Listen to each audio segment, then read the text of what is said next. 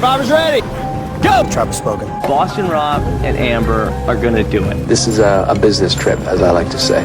You, Brad Culpepper. I'm tired of you and the fucking chicken. You can call me the puppet master. They can be my little puppets. It's not like you're making me deal with the devil here. You get to milk your own milk, I guess. Who the hell voted for me? Chicken. Damn! We got enough rocks here, too. We could build a pretty decent shelter just using rocks. I'm supposed to talk glamour to you.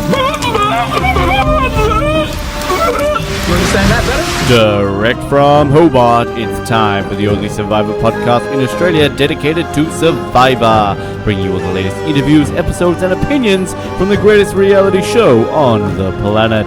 It's Survivor Oz, and here's your host, Ben Waterworth. Yes, it is Survivor Oz, Australia's #1 TV and film podcast, coming to you once again for another episode recap of the 31st season Survivor Cambodia Second Chance, episode 8. We are well and truly at the halfway point of this season and into the home stretch now, and a fantastic episode, lots to discuss, and who better to discuss it with than somebody who, well, let's just be flat out blunt, was robbed of not being on this season. We are still crying over the fact that she missed out on a spot a couple of months ago from season 3 of Survivor Africa. It is the amazing Teresa T-Bird Cooper. T-Bird, welcome back to Survivor Oz. Hey, Ben. It's great to be here with you. I love our conversations. I love our little private chats 101 between just the two. I love it. We won't talk about what happens in those, of course. But it's always exciting to have you on the show. But it's sad in a way because we shouldn't really be talking to you until like January after you've won the game here, T. But we're not meant to be talking to you in the middle of this season. Well, hey, listen. You know, God does have a sense of humor, so we'll see. We'll see what it means. You know, it's interesting.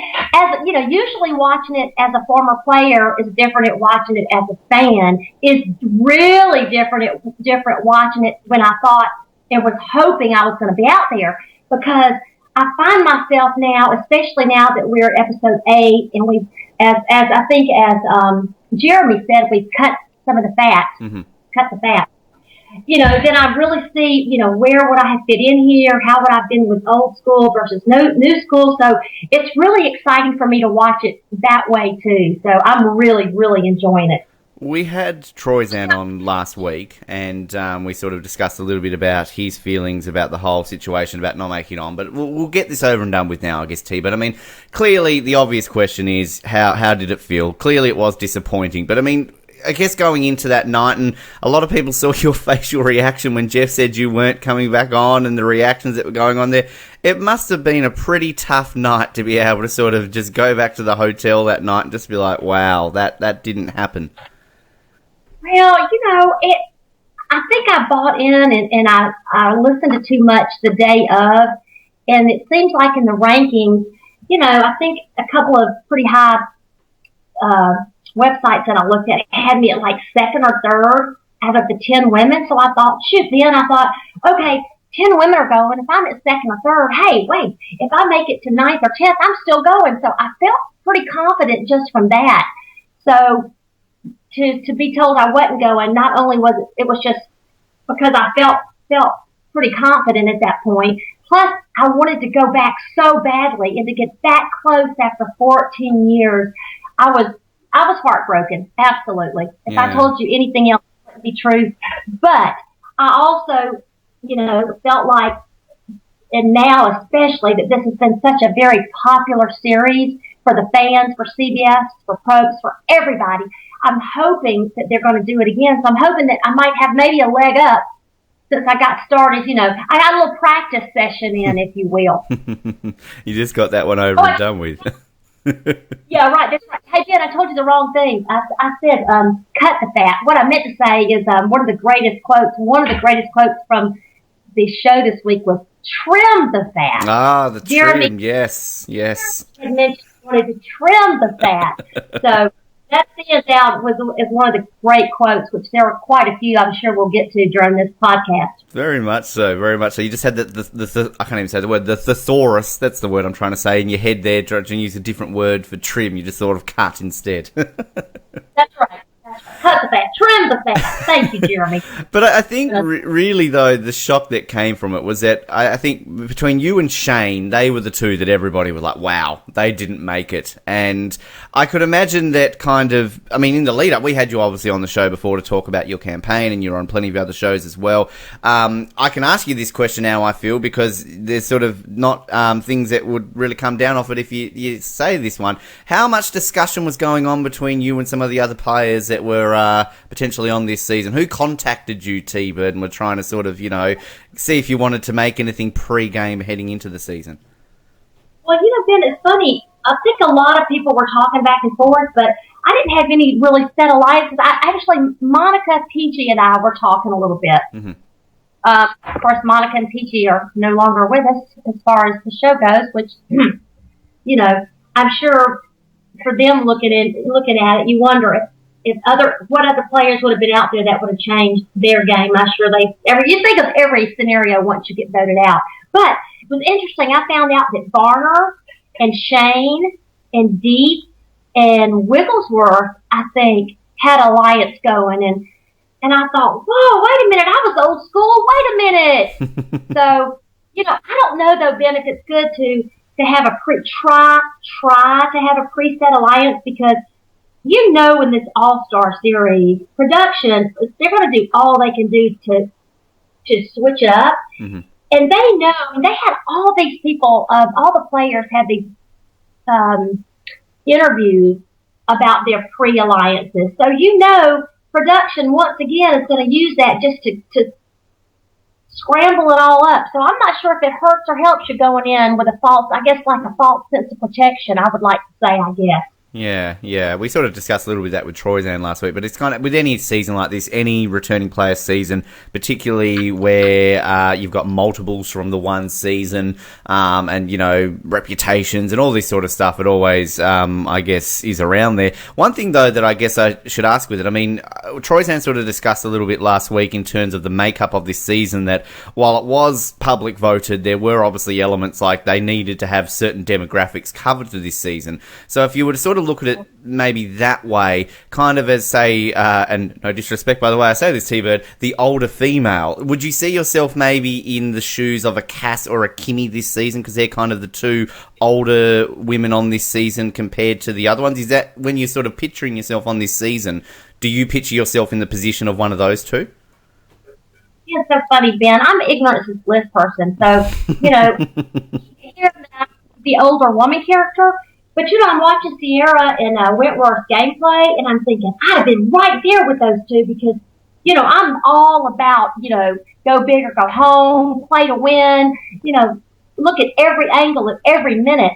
And these two girls, from new school, and look at not only new school, but a lot younger than me, my daughter's age, I could see that I would have felt like I could have played a game right beside them. So, I don't know if that answers your question or muddies the water a little bit. So, I really don't know that I put myself into any group as far as old school, new school, or this age or that age, which to me, I think it's better going into it that way because, again, no preconceived notions that I need to play with the old school or I need to play with this age group. So, I'm kind of, you remember with Africa, I was trying every angle I could work. And I think if you don't look at it that way, then I don't know how far you're going to get into the game.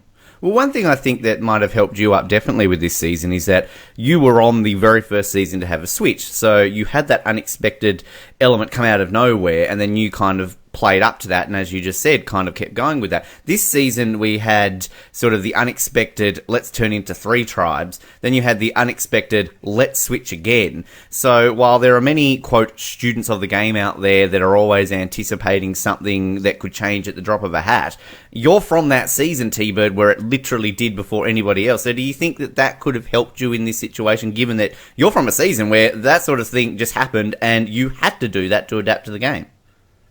And Ben, even more importantly than that, with Africa, the minute they dropped us off, it was game on. And the younger players took off and their alliance was there automatically. So it's interesting when I hear some of the old school players say, we're playing old school, we're sitting back, we're letting the game play around us. It wasn't like that in Africa.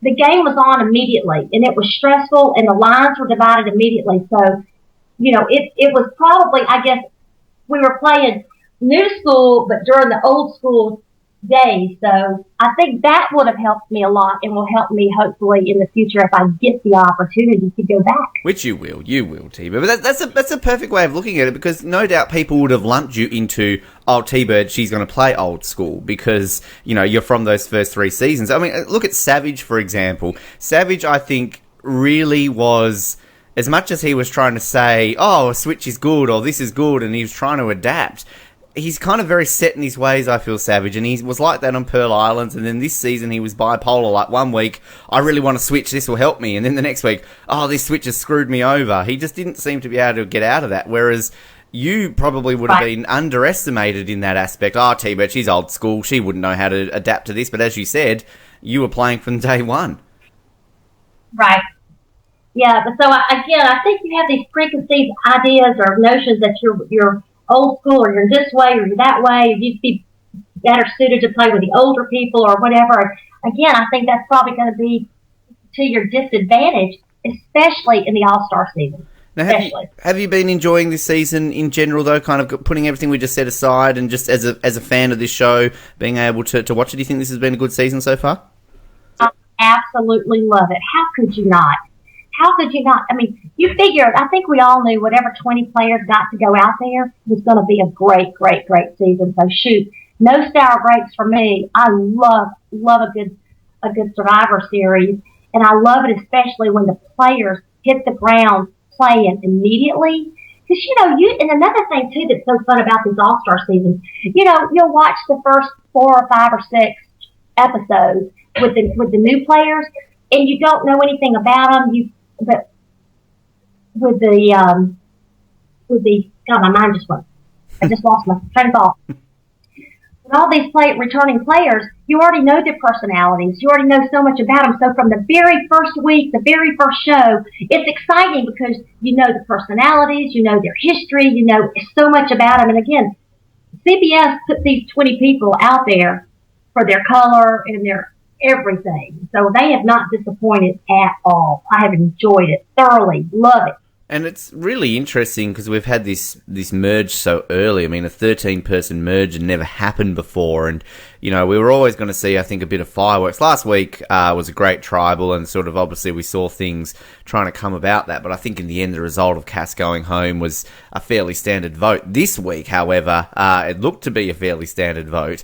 And we saw dear old Wentworth having told nobody about her idol, which I have to commend her for, because it's a very rare thing in Survivor that people can keep that completely secret. And then to absolutely blindside the bejesus out of Savage, who reacted quite differently to that. I guess in terms of that, this whole sort of bottom alliance, we've got Sierra, Abby, and Kelly Wentworth, and they're trying to make things and go around there. I mean, what's kind of your take on how they played this, and particularly with Kelly not telling anybody with the idol to, essentially, well, she did. She saved herself beautifully with that. I mean, from a fan perspective, great to watch. Brilliant. It was brilliant. It was to watch it, and I mean, we were just like jumping up and down, and I like Savage. But when you see something like that happen, like you said, nobody expected, you gotta love that element of I love the element of the game. And Wentworth, I mean, if she had told anybody, look, for example, Joe. Joe obviously gave her the heads up because he's actually playing a little bit of both sides, which you can't blame him for because he is such a big target for his strength. Him playing right down the middle a little bit, I can certainly make sense for him. But yeah, if Wentworth had given anybody the idea that she had an idol, it would have changed the whole thing. It was beautiful. I love her. I think she's playing a fabulous game. You can't help but root for Kelly Wentworth. Mm-hmm. Period. She's a doll. She's got a great personality. She's a player.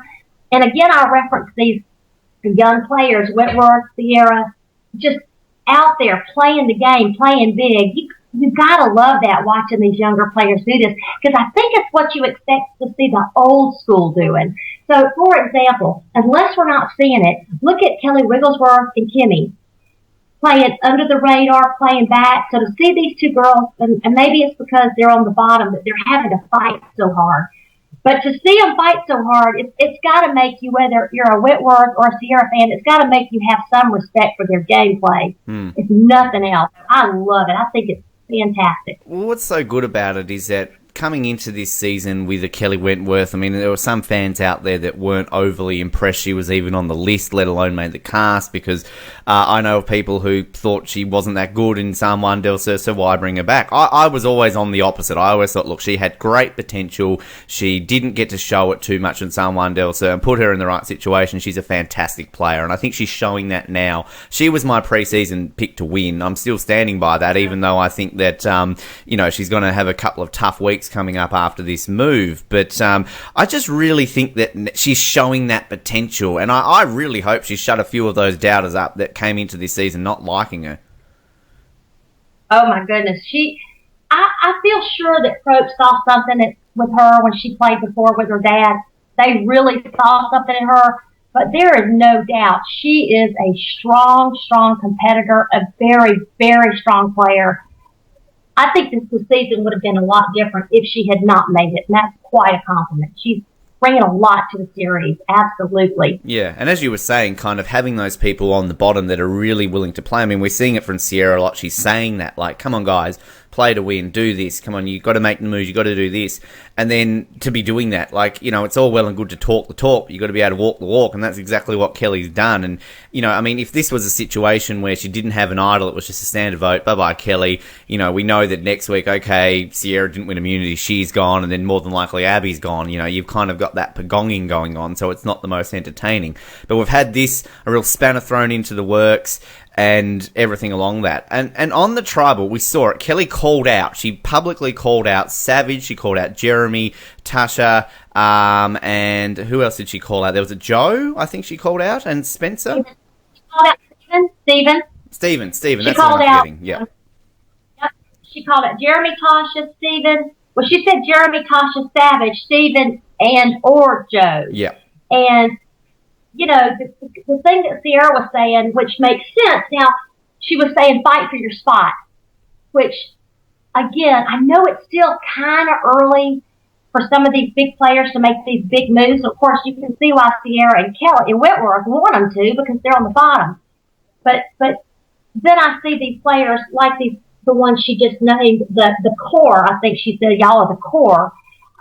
You can see why they'd be a little bit hesitant to make these big moves, because it's still so early on, and Fishback is really trying to, I guess it's true, once you make the merge, you are actually trying to get the physical threats out. But you gotta be careful, because there's a lot of strong players that you're gonna upset, obviously, by trying to blindside Joe. But it looks like if Joe hadn't won immunity, it seems like that Spencer was on board for getting him out. Tasha said could be a possibility, so I think Tasha could have done it. Fishback's ready to get him out.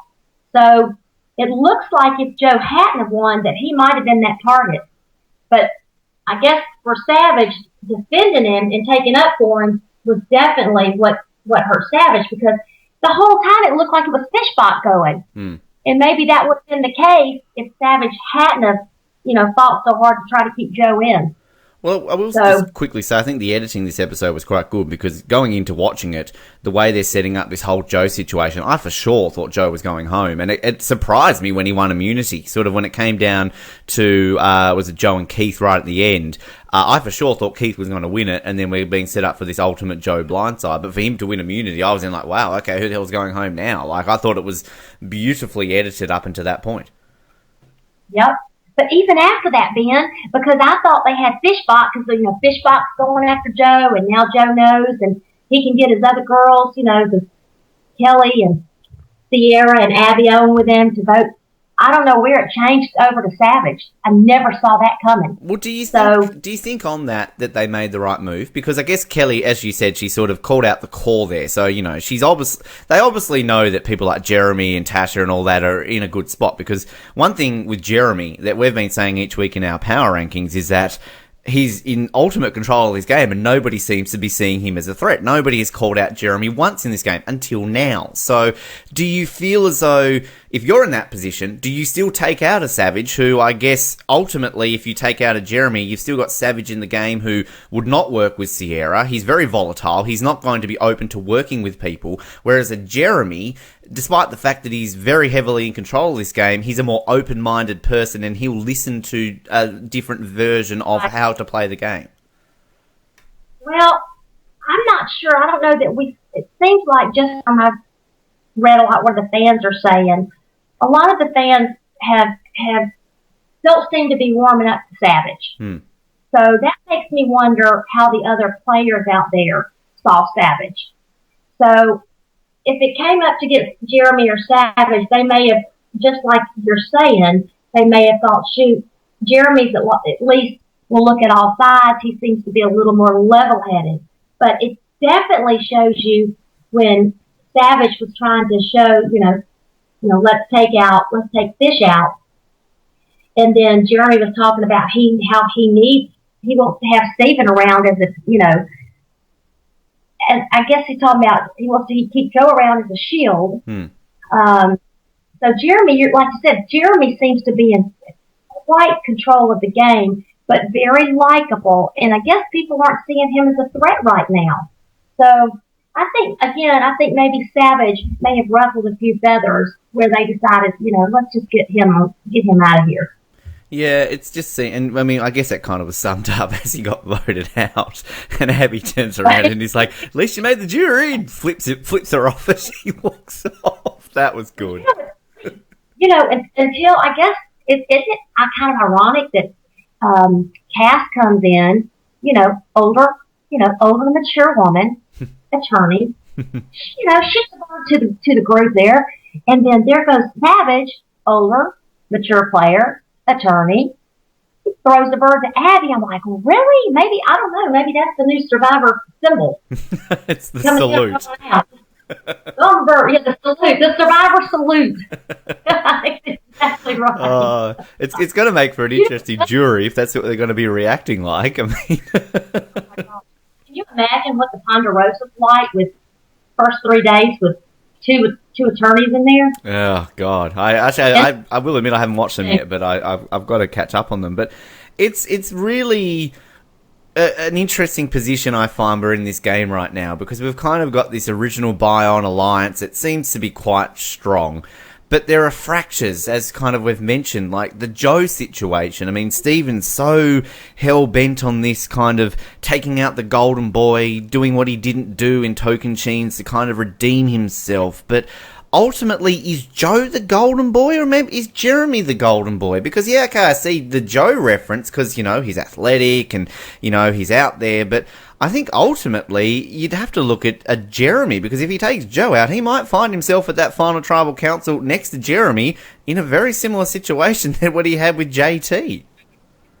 Well, it seems like, though, with Joe, probably I would think Jeremy would be thinking, so many people are talking Joe up right now that the longer you keep Joe there, you got to figure Joe's going to go off before you would go off. I would think that's what Jeremy would be thinking.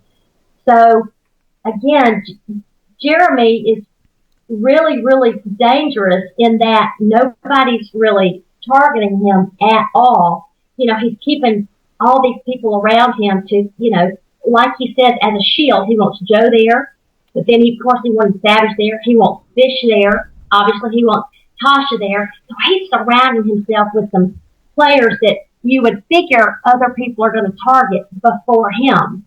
So, definitely, Joe's the golden boy going in because he's winning all these challenges. It seems like there's nothing he can't do. And then you look at Jeremy with those washboard abs, and you think, wow, isn't anybody going to notice him? But I guess he's just kind of sitting back, and it doesn't seem like he's being too bossy or too controlling, where it even looks like Fishback is playing a very emotional game, which I'm afraid is going to, it's going to sneak up on him, because even this early, I say early in, what are we, day 20, which I guess 3 weeks in is still, that's quite a ways in. Fishback just looks like he's been very emotional, even earlier on the last week, even the last couple of weeks. And I think that can hurt you in a game like this, and then you've got the Keith playing, who Keith just looks like he's on an island vacation. other than him, wanting to drive the Totos around and try to get a Cambodia driver's license. He doesn't seem like he's showing any talk of any strategy at all. He's just having a good time, and he looks like he's in a good position too, because he is, to me, the least threatening of anybody out there. I'd agree with that. And I think we do our power rankings each week, and the last couple of weeks, I've put Keith and Kimmy very high, like sort of within the top 5, because they're in, I think, the main alliance. They've got people in that alliance that are being targeted each week, whether or not their name's being mentioned or whether or not people are sort of whispering things about it, which I think puts Keith and Kimmy in a position to go very far because no one's mentioning their names. Jeremy wants to keep them close. You've got them kind of in that alliance, and while other people are targeting the Joes and the Tashas and the Savages and the Jeremys, Kimmy's there looking quite comfortable. Keith's looking there quite comfortable. Doesn't necessarily mean they can win the game, but it also, I guess, means that they could win the game, because if all the big names are taken out and you've got a final 5 of Keith, Kimmy, Wigglesworth, Sierra, and Abby, then, a Keith and a Kimmy are looking quite good, considering we've seen a little bit more screen time from them than ultimately Kelly Wigglesworth, who we are seriously wondering where the hell she is, because I think she's gone about 6 episodes now without a confessional. No, I know it. I don't even have an opinion on Wigglesworth. I mean, I guess when I look at her and I look at Keith and Kimmy and Abby Maria, they look like people absolutely you'd want to have right there beside you, because I'm sure. Now again, I know all these 20 players are playing the game, or they wouldn't be out there. But it does not look to me that they're playing like the Fishbacks or Spencer, that are playing. They've got to go, and they're looking at every different way they can to progress into the game further. Where these others, I figure, they're trying to get, 3 days closer to the end, but you just don't see it. So it keeps it very, very interesting. And see, to me, I still think, a lot of people might disagree with this, I think it's a little too early to look at who you want to be sitting with if there's a final 2 or final 3. I still think we need a few more episodes before you start thinking of that, and you just want to make it. You want to make it another 3 days. So there's a lot of these people that I think, okay, I wouldn't mind sitting with them at the final 2 or final 3. So, it's really, really interesting. And that would be, even a Kelly Wentworth or a Sierra, you wouldn't mind sitting with. Of course, I don't know where they're sitting right now if they'll make it that far, but I wouldn't count them out. I certainly wouldn't count them out. It's really interesting in terms of the editing as well. We always like to look a bit at the editing to try and make sense of it. And obviously, as you and I were talking off air, when you rewatch a season, it makes clearer how they've done it. But going back to Asamoah Del Sur, really, at this point of the game, it was Josh versus Jeremy. These look like the 2 clear-cut winners of this season. Whoever got taken out, the other one would win. Josh gets voted out, so it looks like Jeremy's on the clean path to win. He gets blindsided the next week. None of us saw that coming. So, okay, maybe it's going to be John Mish who'll win this game. He gets blindsided a couple of weeks later, and then Natalie cruises through to the win. And obviously, when you rewatch it, you can kind of see how that happened. But Natalie kind of was very quiet early on in the season before really coming her way in the second half. So there's a potential for that to happen this season, because we've got so many big names. It's a second chance season. We all voted for these people. They need to get airtime. They're big name characters. But do you try and read into an edit at all, T-Bird? Are you one of those type of people who are trying to look at it going, oh, they're getting a winner's edit, or they're not getting seen enough so they can't win? Nope. I don't think I'm smart enough to look at all that, look at all those angles. I'm just watching it. And again, I'm watching it this time as if I was out there playing with them. Because of course I thought I was going to be playing with them. So I'm looking at it more that way than the winner, But I've never looked at the edit anything with all that. So, because I think they can take that twist and turn that. They can play with that all kind of ways. So no, I don't really look at that. I guess I really kind of look at the personalities. And again, looking at the people that are, usually first to go are the ones that you want to see that are really out there, colorful, maybe not playing low key. But then, like I said, the Wigglesworth, the Kimmies. Now, Abby Maria still being there is a shock. But unless the editing is just confusing us, which of course it could be, she came out swinging as far as with her personality.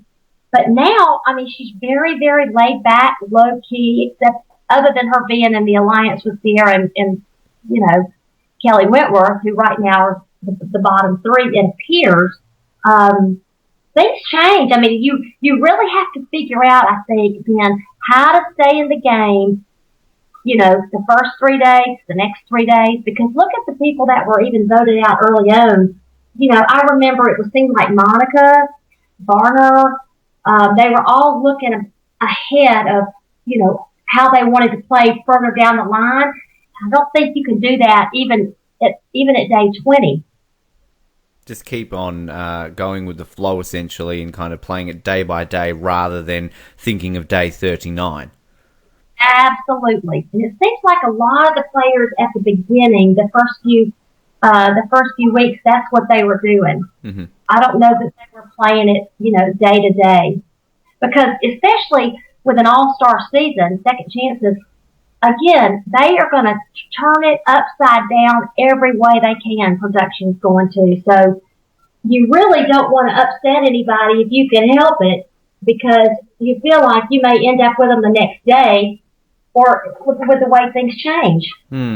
Well, we're seeing that, I think, next week. It appears like we've had this twist this season about the idols being in the challenges, which I think is a fantastic idea. We only got to see it twice, sadly. But we're seeing that, I think, next week, aren't we, with kind of, jump down if you want an advantage in this game. Up come the boys, or as you guys call them, buoys. And then, obviously, it's going to be for people to swim to them, and there's no doubt going to be either a clue or there's going to be an idol there. What's your take on kind of this twist to the idol this season that they've tried to do?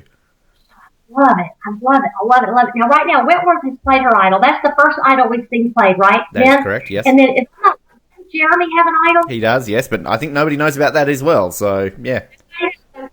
You got to love these players, keeping it so close to the cuff. That's very, very smart. It means, other than themselves, they really don't trust anybody, which you can't. You can't trust anybody, as far as giving out that kind of information. No, I loved it when I was watching the previews for next week. I thought, okay, would I have jumped down and swim to the buoy? No, I would not have. I figure somebody like Joe or Wigglesworth, you've seen these swimmers. You saw them swim the very first episode. So you got to figure by the time I decide I'm going to jump on down and swim across, and I can't believe that, well, we don't know who does it yet. So they're playing for, do we know if they're playing for reward or for immunity? We don't know, do we? I would assume it would be the immunity challenge. That would just be my guess, because I think how I would read that is if you, because you're going for immunity, so who needs immunity? So you're sort of weighing up the options of like, well, I need immunity, but that could be an idol. So either way, I'm not going to beat Joe standing on this platform for 4 hours, but I might outswim Abby Marie to get that idol. So for me, I'm thinking, if I'm Joe, am I going to jump down? I'm not going to move. Yeah, I think Joe would stay. If that was immunity, I would honestly believe Joe would. If he's won the first two, he's probably thinking, I can beat these guys. So you got to figure, he doesn't know if it's a clue or what it is. So he's giving up something to hope, But I could see somebody like, let me look at my notes here. I could see somebody that thinks they're fairly safe. Of course, you got to be a strong swimmer too, because you hate to jump off and be like, oh man, maybe I shouldn't have done that. I can't even swim. That'd be me. Yeah, that'd be interesting. So, like for example, like a Sierra and Wentworth, would they jump down? I would think no, because they know they need to win immunity. And plus, they're strong. They seem very strong and capable of hanging in that long. But you're right. Somebody like like Wigglesworth, who looks like she's not a target and because she's a good swimmer, I would think she'd be the perfect one to say, I'm going for this. Yeah. She's a very strong swimmer. Interesting. Yeah. It's going to be interesting. So my prediction is this.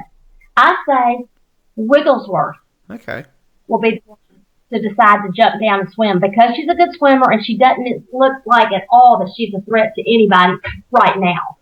Well, I would be very happy with that. Well, look, I've written in my sort of notes that I think Joe for sure won't jump down because, I mean, look, one thing quickly, the challenges. I mean, the challenge we had this week for immunity, that was the same challenge we had last week, except they added ropes to the disc rather than holding it with the pole. Like, yeah, so, I mean, basically we know that every single challenge from this point onwards is going to be stand still with something on your head, stand still with a disc with balls on it, stand still on a platform. Like, that's just all they do in Survivor nowadays, too. That's one thing you dodged a bullet without going back out there, as you're doing the same challenge every single week. So, I think Joe will probably still win normal immunity, but I still feel like a Wentworth and a Abby will try to go out there. Sierra, I think, is a fairly decent swimmer, so I think she's in with a shot. Abby will try, but I think Abby's a pretty rubbish swimmer. No offense, Abby. And then you'll probably get someone like a Steven who knows he can't swim to save his life, will just stay up there on the pole. So, yeah, look, I could see Wigglesworth do it. And I, for one, would be thrilled with that, T-Bird, because I'm a huge Wigglesworth fan. I'm every single week getting angrier and angrier that we're not seeing her. So if that means we get to see a bit more of Wigglesworth, I'm down for it. We'll get to watch Wigglesworth swim next week. I think it's going to be the only one that makes sense to me with her swimming ability and where she is in the game right now. To me, the only one that makes sense would be Wigglesworth. Because now, is Tasha a strong swimmer? Yeah, I think she's actually not too bad. I think she's a fairly decent swimmer. I remember in Cagayan, she was a challenge beast, and she won, I think, 3 in a row, from memory, and I think one of them was involving water, so I think she's actually a good swimmer. The only ones that really, like, Keith, I don't think's overly fantastic in the swimming section of things. Kimmy, I don't think he's overly there, and I'm not too sure about Jeremy's swimming abilities, because I don't think we saw too much of that, so... Yeah, I think you're on a winner there, T-Bird. I think you're on a winner there with Wigglesworth. Did you say Keith was a strong swimmer? I don't think he is. I don't think he is too much of one. Maybe somebody can correct me if I'm wrong. I don't think Keith's going to be on the episode next week. I think he's driving the Totos around Cambodia. I think he'll be He's got a little service going there. You call, we call. Can I just say we were robbed of having you and Keith like on a season together. Like I would have loved to see you two. I reckon you two would have got along quite well. Those accents working with each other. Oh Lord! Hey Keith, you gotta love Keith out there because he makes Survivor look fun. Mm-hmm. Don't you think? Like. Wow, he's having a good time. Well, it's funny. It's kind of like Terry Deets was saying, when they were showing him out there floating around. Of course, everybody was, conspiring against him. But anyway, he just, even Deets made it look fun this time around. But he really makes it look fun. He's going out. He's going to the Survivor Cafe, have a little iced coffee, some cookies, little bagels and cream cheese. He's getting on the little hover around, the little Totos driving around. I'm telling you, he's got it made. He had a great summer vacation. I think it was with Troy's Dad actually last week. We were talking a little bit about Keith, and I've told the story before on air, but back during San Juan del Sur, we actually were doing exit interviews. So during Keith's exit interview, he was out. I don't know if he was shooting deer or he was out hunting something, and he was just like, "Oh, I'm just out here hunting, Ben. I wish you could join me." And then we did the whole preview interview before this season, and he's like, "I remember talking to you last time, Ben. I was out hunting. Why aren't we doing that again?" He's just so genuine. Yep. And then, you know what? And Ben, those are the players, the keys that'll kind of sneak up there, and you do not want them sitting beside you. Yeah. You don't. You want one of the players that may be like a savage, that may have ruffled some feathers. That's who you want beside you because, I think Keith would be too strong to win the vote. Well, could you see him similar to a Big Tom on your season? Because I think Big Tom was that sort of aloof, like everyone loved him. Well, now I don't know about Keith because I played with Big Tom. I know Big Tom very well. He is dumb as a fox. He is very bright, very But no, you don't see it. You don't see how badly he wants it. And yeah, Keith may just be the Big Tom of Cambodia. Absolutely. Well, he was Salman Del Sur, one win away from making the final tribal, and I think it was pretty much out there that if Natalie wasn't in that final three, he would have won. But had it been a Keith versus Natalie final tribal, it would have been very close because Keith played a pretty good game in Salman Del Sur, pretty underrated, and similar to, you might say, a Big Tom, because I think Big Tom, played a pretty good game in Africa too that maybe doesn't get quite as much credit for as maybe it deserves. Yeah, he does. Him and Lex played an amazing game. They played a different game, but they both wanted it badly. They did. They played really hard. But yeah, look at the people we've got left in the game. So you figure final two or final three, I think anybody sitting with Keith probably wouldn't win. Keith would win. Mm-hmm. And again, we're still pretty early in it, day 20 for me to say that, but you want to keep them around right now, and then you want to keep sitting at the finals. You want to have the Abby Maria sitting with you. You want to have Sierra sitting with you. I don't know that you want to have. You may even want to have Fishback sitting there with you. Well, it's some of these others. Yeah, and it's all of course, jury management comes into it at this point now, doesn't it? So you got to look at a Cass and a Savage. Like, Savage isn't voting for Sierra. Like, those two just don't get along. Cass probably wouldn't vote for a Tasha if she's at the end. You've got to think of who's not going to get the votes, and kind of it's great that you keep mentioning day 20 because it really feels like we're a lot deeper than that, doesn't it? I guess it's because we had this very early merge, but we're only just past the halfway point, haven't we? Well, and you know why? Because usually when you get to the halfway point, all the characters start coming to life. It's like, okay, but see, with this, that's what I was talking about earlier. Episode 1, the characters are already in full bloom. You know exactly what you got, what you're getting. Unfortunately, you don't get to see a lot of them because there's 20 of them in a 40-minute, there's only 40 minutes to show what's going on. So, but yeah, that's why I think it seems like it's been going on because we know the characters playing. That's why I think the fans, I love, the All-Star seasons because you already know the people going into it. Yeah, exactly. And, Heroes Villains is often regarded as the greatest season of all time.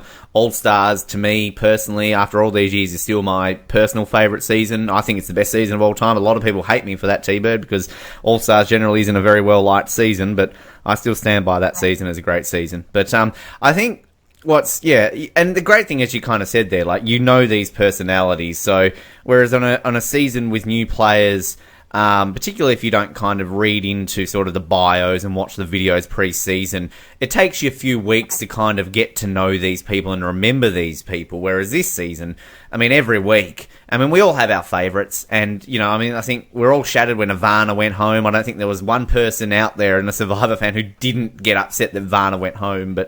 And no disrespect then to a Wu, who was sort of very divisive and a lot of people didn't think he should have been there. So when Wu goes home, you're kind of like, oh yeah, that's all right. So we're really getting to that point now of this season, I think, where a lot of people's favourites are still in. So this is when it gets tenser and more nerve-wracking as a fan to watch because you're like, oh, I don't want, Spencer to go. Oh, I don't want Tasha to go. I don't want Wigglesworth to go. But you have to see one of them go each week. Well, it's funny. I will say this now. I will say this now because I will say it now. When we were when we were all together in the green room, waiting to go on, waiting to see who got to go out and play, we were there all day with no communication with each other. Because, we have chaperones, there was no communication. So you're in there and you're just watching body language. Mm-hmm. You're watching body language of everybody. So it's easy, of course, you want to form up your opinions on people you don't know, which basically, I don't know. I'm trying to think if I had met any of the other people one-on-one ever. And I don't know that I had. I may have talked to somebody before, and if I had done any kind of anything early on back in the day, 14 years ago, I don't even remember that. So, I remember watching some of these people and forming my opinions and thinking, oh, I don't know, I don't know if I want to play with them. I don't know, watch out for her, watch out for him. But now watching them play, I'll tell you one that I could not get a read on at all that loving her gameplay is Sierra. Mm-hmm. You know, with her age and with her, you know, making such bold moves so early on, and I love it. I really do. And how could you not love the eye contact at the end when Savage was making these comments, and you know, her eyes just tell the whole story of Tribal Council. Yeah. Well, we actually, it was good timing this week. We had a top 10 best facial expressions at Tribal Council, actually, and I think that if we had done this a week later, then hers probably would have made the top 10 because they kept zooming in on it. She had this cross-eye thing going on, which was very interesting. Like, how does she do that? It was great. So, you know, again, I know, you know, the fans are all divided on who they like, but again, I can't help but even say, going into it, I didn't know anything about Sierra or Kelly Wentworth. No contact with either one of them. Knew nothing about nothing. And I have just, maybe because I didn't know anything, that's made me like them even more to see how they've come out playing this game. It's been really neat. Well, I was going to say, like Jeff Varner, who I love dearly, and, you know, I knew he was going to be a colorful, great, fun player to watch. You know, somebody like Sierra Wentworth, I didn't have any idea what we'd see. So to see how they're playing, it's like, you know, makes me smile really big. Well, what's good about this season too, I think, especially coming off Worlds Apart, is that, I mean, we had a lot of negativity with Worlds Apart, you know, throughout the season, then at the reunion, and really we haven't had that this season, and I think that's just a breath of fresh air. A lot of people, when it comes to going back to my All-Stars love, a lot of people don't like All-Stars because it was a very negative season. I can look past that because I think that sort of made it what it was. But I think kind of when you have a negative season and then you kind of get a season where it's different and it's generally positive and it's a bit of fun, then that's when people really kind of get into it and get involved. And I think that one good thing about this season too is that we've had a real spread of these characters. Like, we haven't had all the big name characters taken out first and we're stuck with some of the questionable choices. We've had a real mix. Like, we've had probably 50-50 split of some big name characters mixed with some of the lesser characters, and we've now got 11 people left. Again, a great spread of some great characters, some great players, some people who are playing under the radar, but if we actually saw them a little bit more, it might be great. Kelly Wigglesworth. But yeah, it's setting it up well. And actually, I saw Savage's comments in one of his exit interviews that he said that it just keeps getting better. He said that I think he teased, and this isn't a spoiler if people are thinking this is a spoiler, he said that something will happen that has never happened in Survivor in 15 years before in the final few weeks, and he said that tribal councils are just keep getting more entertaining. So, I mean, if he's right, and he hasn't gone to the Jeff Probst school of teasing seasons, which actually turns out to be wrong, then it's just going to keep getting better and better each week. I think it is. I think it is. And, you know, we talked about having the biggest jury that we've ever had before. And I think, how could you not have a jury without Cass on it? So, kind of makes me wonder if, was that jury planned all along? Or was it, you know, when it looked like, you know, Cass may be off when she was getting off, so we want to go ahead and make the jury a little bit bigger. You know, you always wonder, for me as a player, for example, during the tribe switch in Africa, like you said, never had happened before. Of course, we were only the third series in, but was it planned all along, or did it happen, you know, as production was watching the gameplay and thought, okay, we got to mix this up? I think a lot of it is kind of played off the cuff. I think they change it up around depending on how the game is going and how exciting or boring or, I agree, you know, predictable it is. Yep. So it makes me wonder, indeed, you know, I have no way of knowing, but for some reason I think with Cass, I think that they decided, hey, we got to have Cass on the jury. Yep. So I think maybe from there they changed it up. Now, there's no way of knowing if they did or didn't, but what do you think about that, Ben? Yeah, I agree 100%. I think each season they honestly have a framework of how it's going to play out, but they've got contingency plans in case certain things happen. So, like, for your season, for example, absolutely, I 100% think that they've probably, I mean, they might have done it in Australia. They might have had a little thing saying, okay, let's switch the tribes up at some point if, like, one tribe just keeps crapping all over the other. Didn't happen in Australia. Come Africa, you've got this huge divide, young versus old. Well, it's going to go one way. Well, hey, let's switch it up and make it exciting.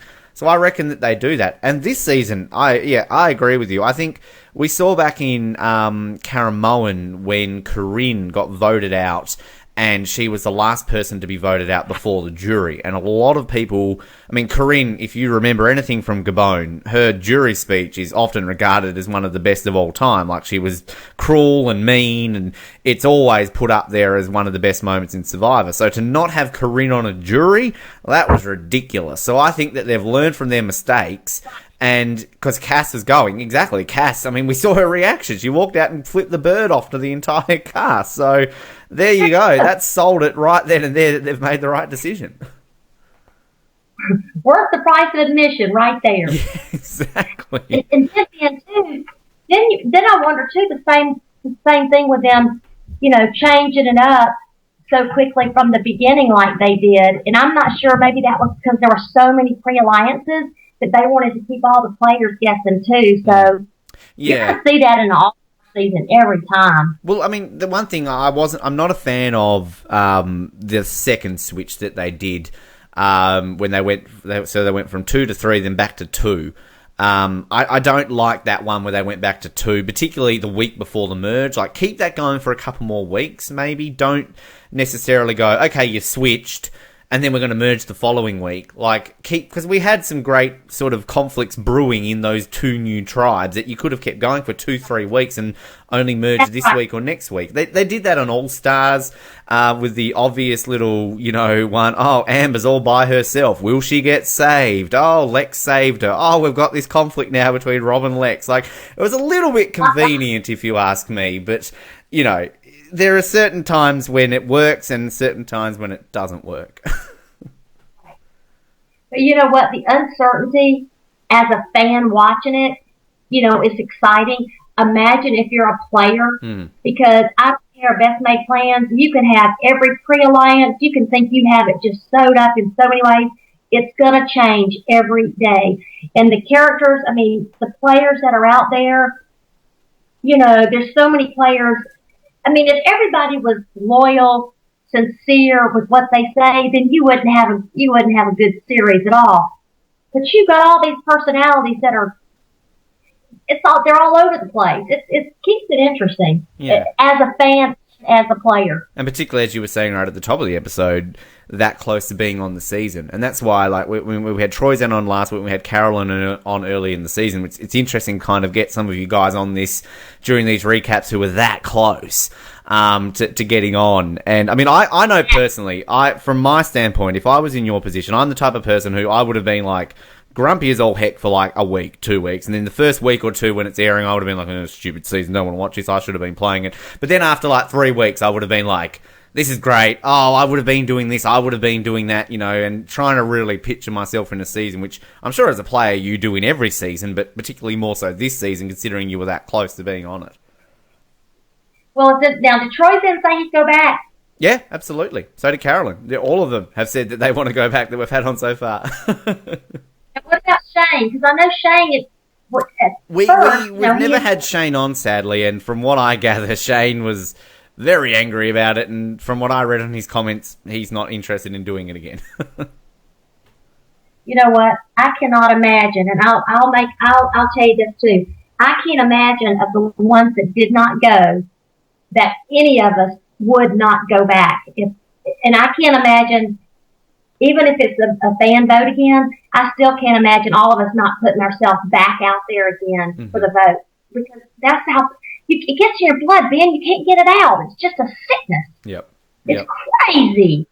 So, and I think Shane's the same way. I mean, I know he's, what I've heard, that he's gotten close several times and been disappointed. And I'm here to tell you, the disappointment was huge. But still, when it's all said and done, you think, all right, do I wear my feelings on my sleeve and say, forget it, I'm not going back, or do I give it a shot with a chance to go back? So I think it's important never to give up. I think it's because Terry was ultimately Terry and Shane were the two people that every time we've had a returning player season since Panama, they were always on a list. They were always on Micronesia, heroes versus villains, fans versus favourites, blood versus water. They were always on that list, and they got cut. And that they've finally made it. I mean, look at Scoopin. I mean, Scoopin was on every single returning player. I mean, it took him, 23 seasons before he finally got his go. Kelly Wigglesworth, it's taken her 30 seasons to get back on. So, if I'm in your position, I'm never giving up. There's plenty of people from your period of Survivor who are actively getting involved now in Survivor because they know, hey, look, there's an opportunity. And as you said, it's something that doesn't die. So, yeah, don't give up. You'll get on there eventually. Yeah, I'm with you. Yeah. Never say die. Exactly. That's what we like. Now, T-Bird, I've got one listener question for you here, and then we'll get into our final five to close out this recap. Giovanni Orellana says, and you've kind of answered this one, but I guess I can sort of put it out to you there to sort of get an official answer, if that makes sense. How would you play the game now? Old school, new school, or a mixture of both?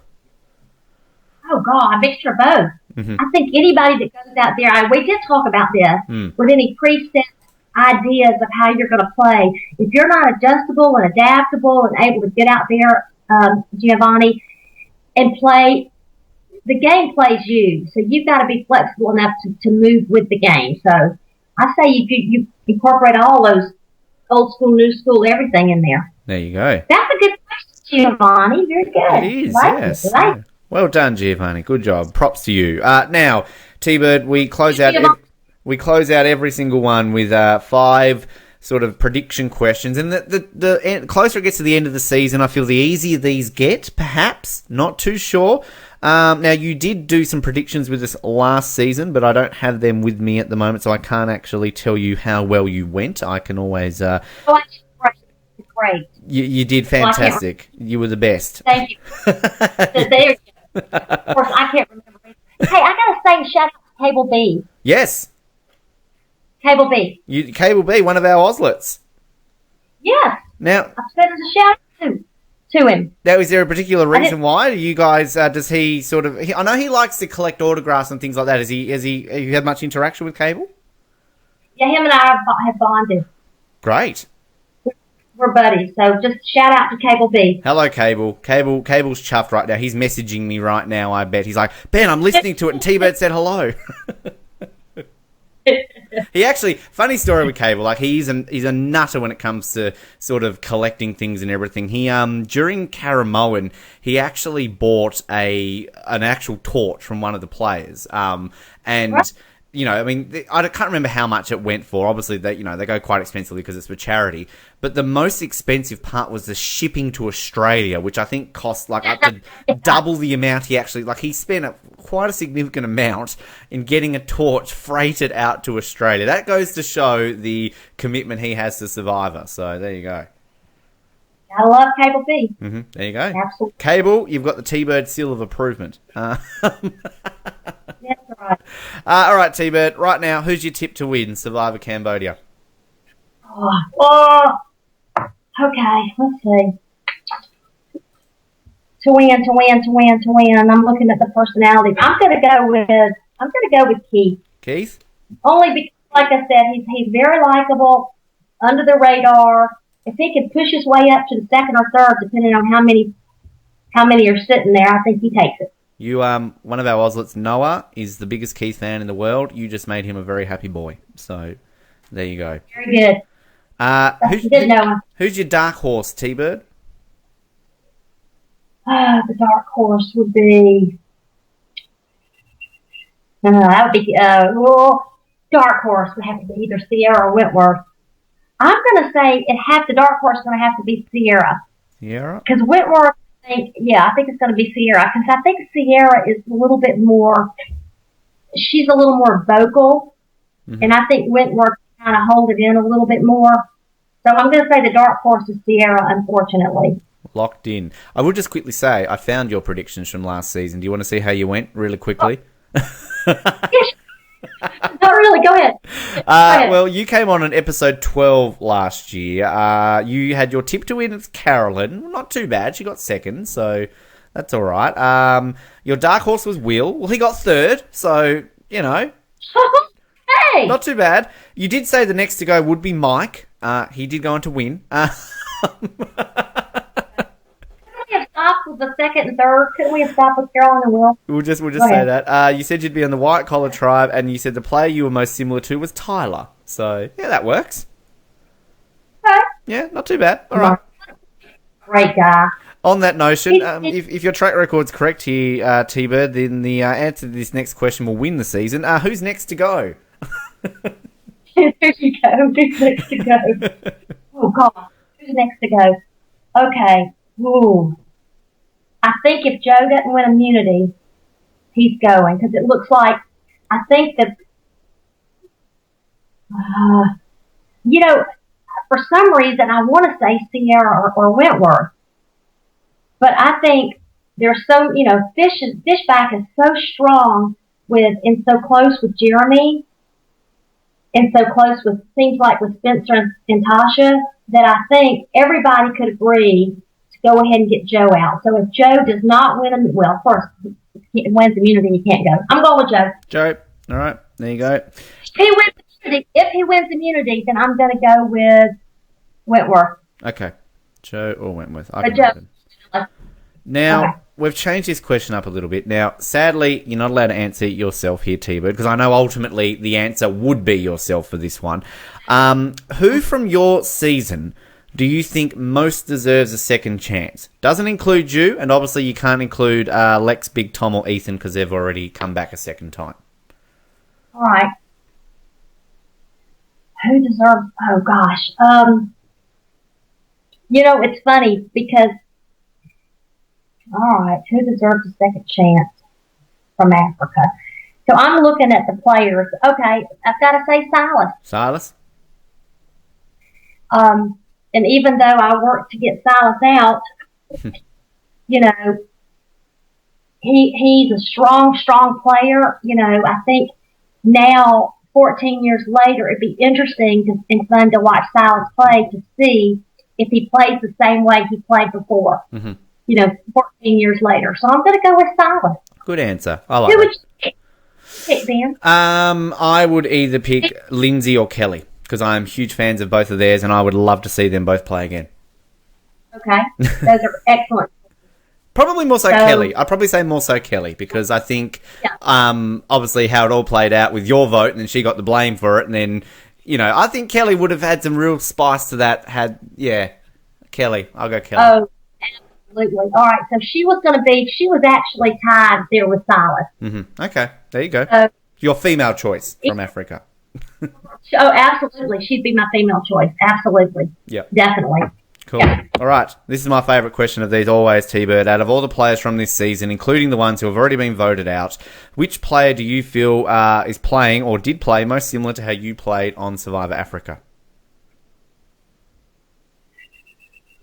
I'm going to say right now, Wentworth. Wentworth? Yep. Because she looks like she's playing a hard game. She's keeping a lot of stuff to herself as far as not telling anybody about the idol. She doesn't appear to be in your face so much. So, I'm going to say Wentworth. But, I don't know that it's really true and accurate, but I want it to be. So I'm going with Kelly Wentworth. Okay. I can see it. I think that's a good one, actually, there, T-Bird. So there are elements there, definitely. Fighter, still going with it and trying to stir the pot a little bit. Locked in. Done. T-Bird, this is always fun. You are always welcome on the show, no matter what and no matter what circumstances. And it's always a pleasure. So thank you for your time here. And we will speak to you not only on Survivor Oz in the future, but when you're on the show, when you're on Survivor again. It's going to happen, T-Bird. I'm calling it. It will happen. Thank you, Ben. Thank you. Hey, remember we had this conversation, and I don't want you to forget. Once I get out there again, you're not going to pull for me because anybody you pull for does not win. That's true. I will hate your guts on your second chance. See, I didn't forget that from however long ago we talked. You're learning. You're learning. That's right.